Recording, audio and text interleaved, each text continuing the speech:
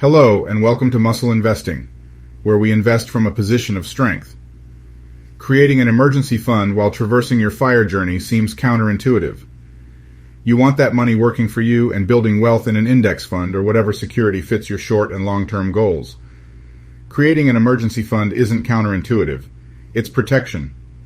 What is an emergency fund? An emergency fund is a savings account specifically set aside for unexpected expenses or financial emergencies. The purpose of an emergency fund is to provide a financial safety net to cover unexpected costs, such as a medical emergency, job loss, or car repairs, without having to rely on credit cards or loans. It is generally recommended that individuals have enough money in their emergency fund to cover at least 3 to 6 months of living expenses. My emergency. Having 3 to 6 months of coverage saved for your liability costs is prudent and wise. It's like car insurance. You hate paying for it, but you are glad it is there that one time you need it. An emergency fund is insurance for your lifestyle and its uninterrupted continuity. I made a mistake recently, the same mistake millions of people are making right now. I didn't have an emergency fund. I didn't think that I needed one. Then I got hit with 5 car repair bills back-to-back in August 2022 and a legal bill in December 2022. If you can't tell already, this is a cautionary tale, so please pay attention. Are you paying attention? Good. If you're not listening carefully, you will miss things. Important things. I will not pause, I will not repeat myself, and you will not interrupt me. As I mentioned in my video, Non-Millionaire Reacts to How Kelly Stamp Spends $40,000 Every Month, I drive a 2006 Jeep Grand Cherokee. It's 17 years old and has 161,000 miles on it. If you haven't seen that video, the link is in the description below. Between the car repair bills and the legal bill, I was hit with $3,512.07 in costs out of the blue. If I had an emergency fund with 3 to 6 months worth of expenses saved within it, I would have been able to easily cover these expenses. As you already know, I didn't have an emergency fund. It got worse. Here's what made not having an emergency fund even worse for me. I had a side hustle lined up at the time, one that would have paid me $1,000 upon completion. That side hustle did not come through, but thinking that it would, I had just purchased a new bed and box spring from Sleep Number for $1,300 during their 4th of July sale. I initially put the purchase on my Bank of America cashback credit card. I always keep the necessary amount of cash in my bank account to cover my monthly expenses and to totally pay off the balance on my credit cards. Like Dave Ramsey says, live your paycheck. All of my credit cards are set to debit the full balance on the cards out of my bank account at the beginning of the following month, so I pay no interest on my charges. Then the necessity of the first car repair expense happened in August 2022. $1,471.20 got placed on the same cashback credit card as the Sleep Number bed and box spring. Since I didn't want cash in my bank account to be tight, I canceled the Sleep Number order on my Bank of America credit card and signed up for Sleep Number's 0% interest credit card. I had the bed and box spring purchase placed on that card. I had that cost spread out through equal payments over 24 months on the Sleep Number card. Then the second car repair happened the same week, going from one car repair shop to another because of the work that had to be done. The repair cost $304.69. Because of these mounting unexpected costs, I had to turn off auto investing in all of my investment accounts. That included the lottery fund, the growth fund, the cashback fund, and my Roth IRA. A few weeks later, fluid began dripping from the front of the car on the right side. The water pump needed to be replaced, which cost $250.35 to get fixed. This forced me to take more drastic measures when it came to my retirement savings. I had to turn off auto investing from my weekly paycheck into my employer's Roth 403B retirement plan. Instead, I focused on clearing off the car repair expenses from my credit card as quickly as I could. I wanted to pay the least amount of interest as possible. Then, the electronic belt buckle on the driver's side of my Jeep started malfunctioning, indicating the belt was unbuckled, even though it was. It cost $157.61 to be repaired. Because my credit card was nearly maxed out, and I carried the debt for 2 months, my credit rating dropped by 41 points, from an average of 767 to 726. Then, in December, I had to pay for 2 hours of business legal services totaling $700. I was left with having to pay off the car repair expense, the legal expense, and my regular monthly liabilities for months. Lessons learned.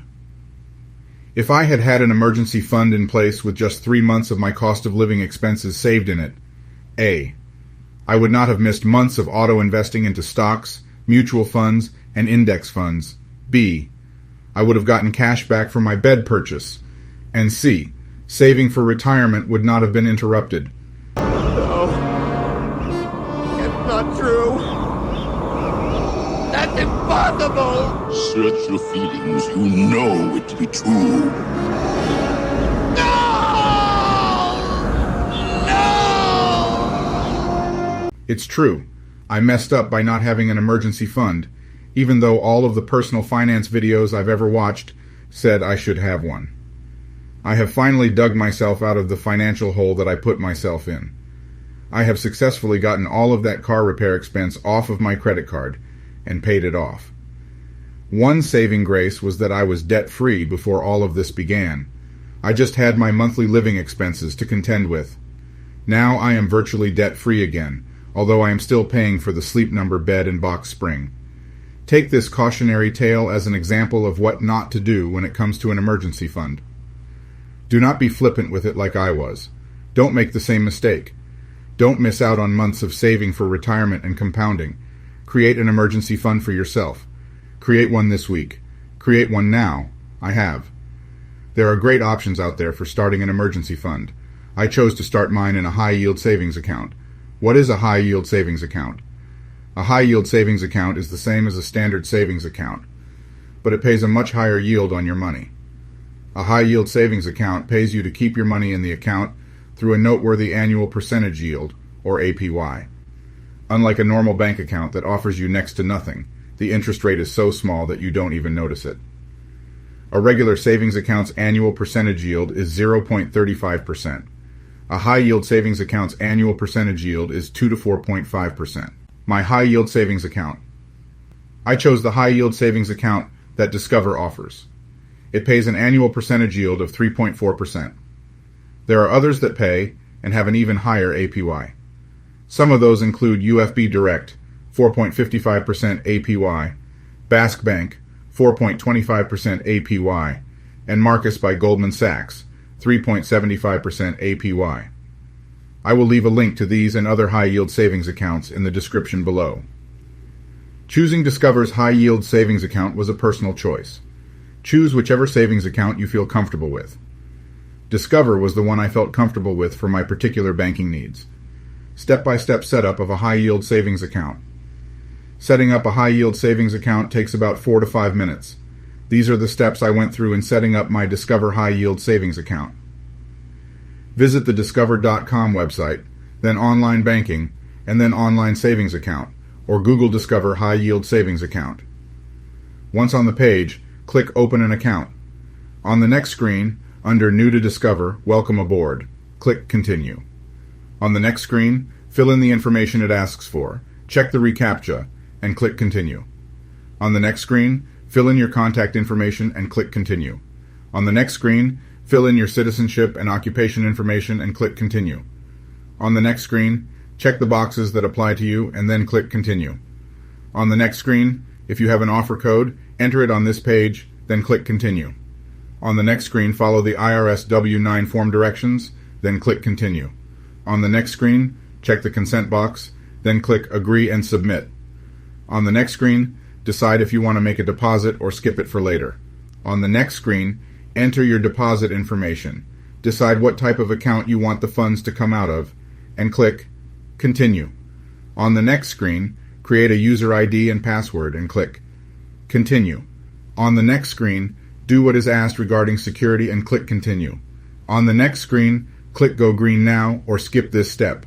On the next screen, click either Add a Joint Owner or No, maybe later. On the next screen, Discover informs you that your high yield savings account is all set up. Now you have to decide how you are going to fund your emergency fund. The easiest way to fund it is from one of your pre-existing bank accounts. Discover lets you transfer funds, set up auto deposits, and end date deposits. All are useful in building and maintaining an emergency fund. Now you've seen an actual emergency, the absence of an emergency fund, the result of not having an emergency fund on your personal finances, and how to start an emergency fund with a high-yield savings account. I hope you enjoyed this muscle investing video and found it informative. If you did, please give this video a like and subscribe to this YouTube channel. Thank you for watching. And as always, you can watch one of these videos next